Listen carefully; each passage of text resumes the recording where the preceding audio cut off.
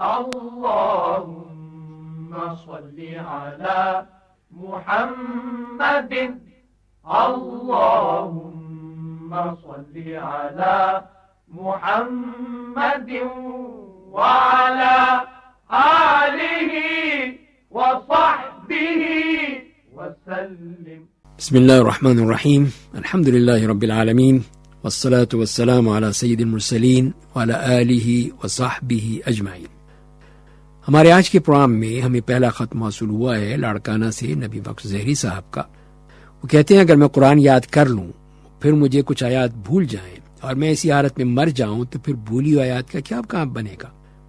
اور کیا میرے والد اور والدہ کو وہ تاج وقار قیامت کے دن پہنایا جائے گا؟ تو جواب میں عرض یہ ہے کہ پہلی بات کہ قرآن کریم پڑھ کر اس پر عمل کرنے والے کی فضیلت میں یہ وارد ہے کہ اس کے والد کو قیامت کے دن تاج پہنایا جائے گا. یعنی اس کا مطلب یہ ہے کہ حفظ کے ساتھ ساتھ عمل بھی ضروری ہے، سمجھ بوجھ بھی ضروری ہے.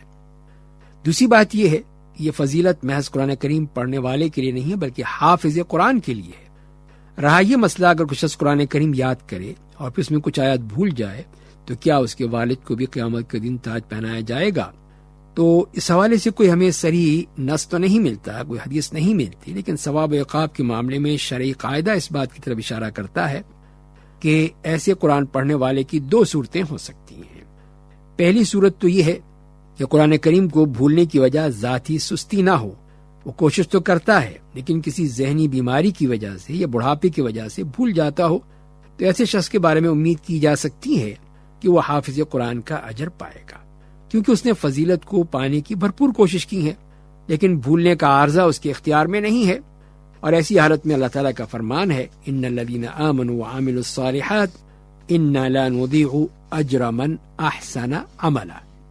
یقیناً جو لوگ ایمان لائے، نیک عمل کیے، یقین ہم حسن کارکردگی دکھانے والوں کا اجر ضائع نہیں کرتے.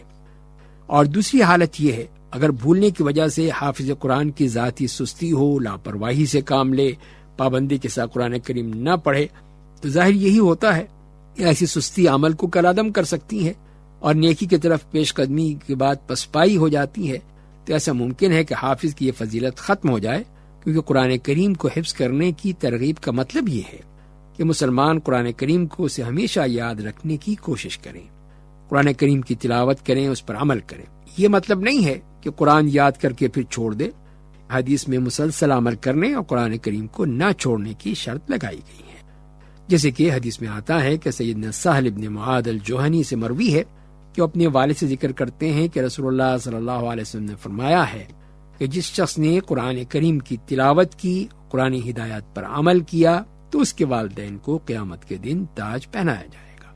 تو لہذا یہ فضیلت پھر اسی لیے ہوئی ہے کہ تلاوت اور حفظ کے ساتھ ساتھ پھر قرآن ہدایت پر عمل بھی کیا جائے اور اس کے معنی میں اس کو سمجھ کے عمل کیا جائے گا. پھر تدبر ہے، غور و فکر ہے، تو یہ چیزیں بھی انتہائی ضروری ہیں، صرف حفظ کرنا ہی وہ کافی نہیں ہے.